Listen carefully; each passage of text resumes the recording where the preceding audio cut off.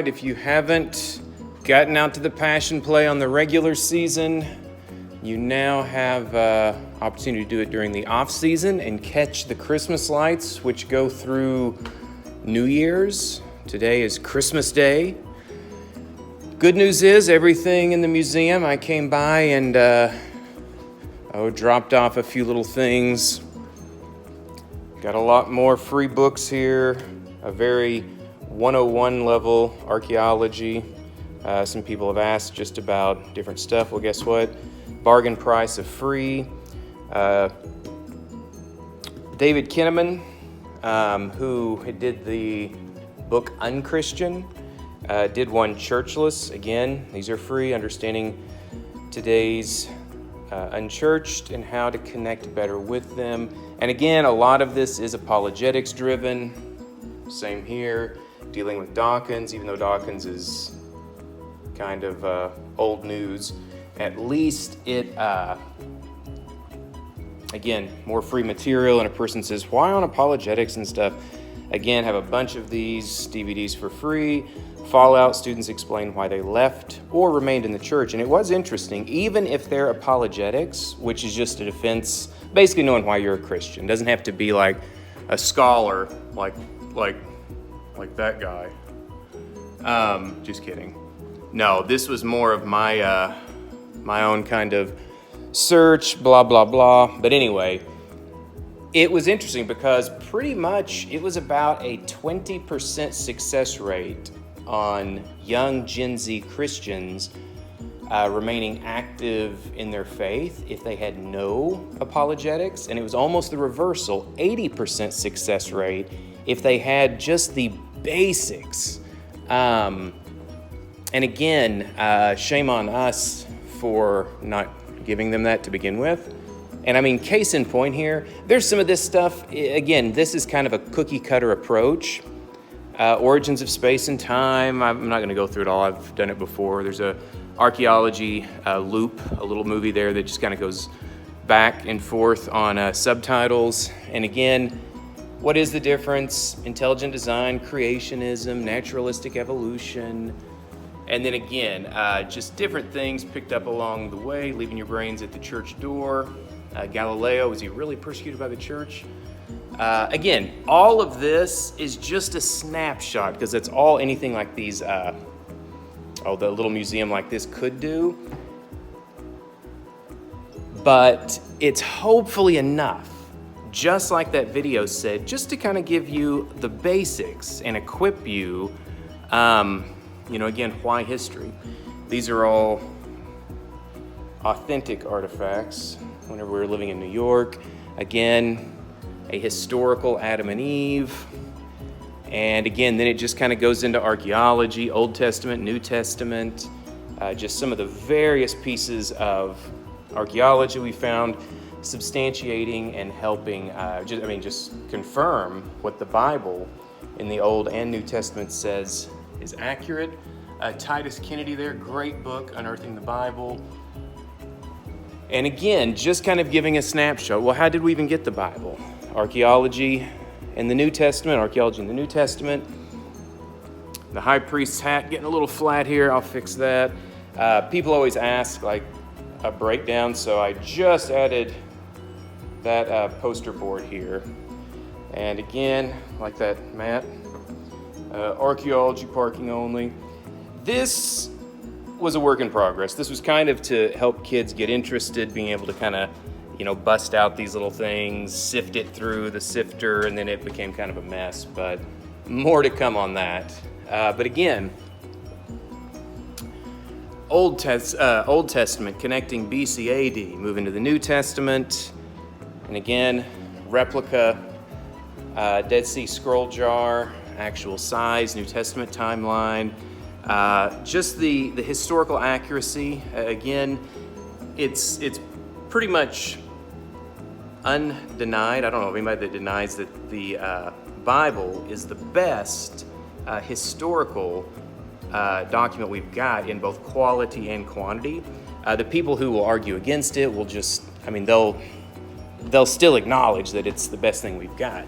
And again, just kind of going through just some of the different papyrus that they've, been able to piecemeal together. It's really amazing how much documentation we do have of the Old Testament, or New Testament.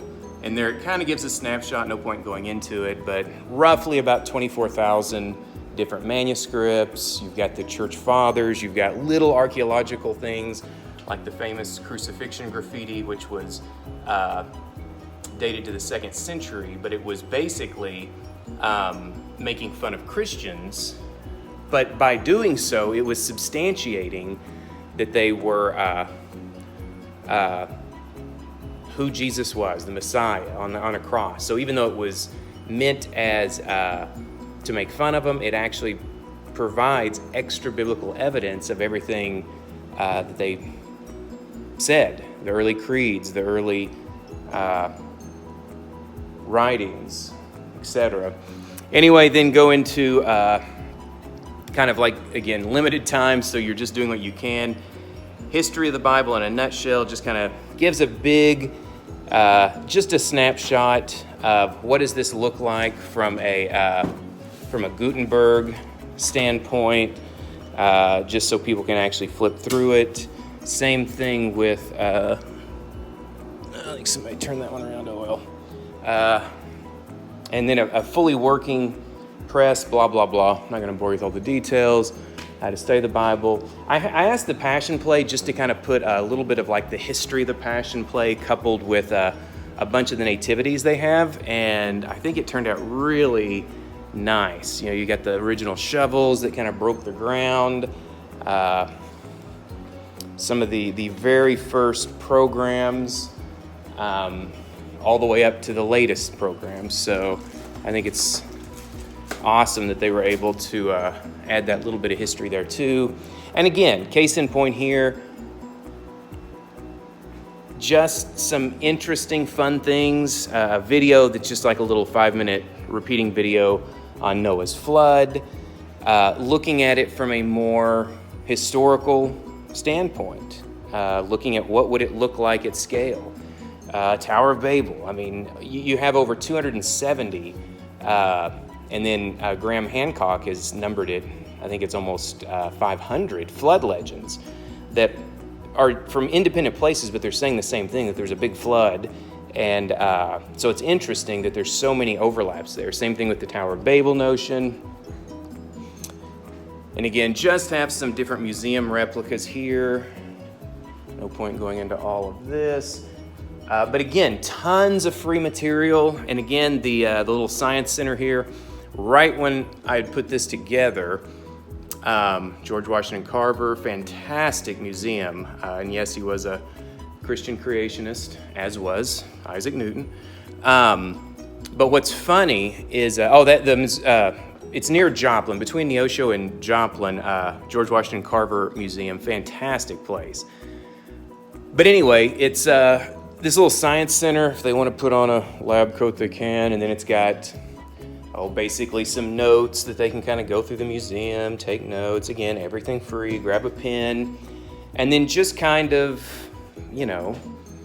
explore, what is, these different, some of these are like carrot root, bamboo cane, dragonfly leg, and just kind of looking at, just a love for science, but also doing it from a biblical lens. And I think that it definitely stirs interest.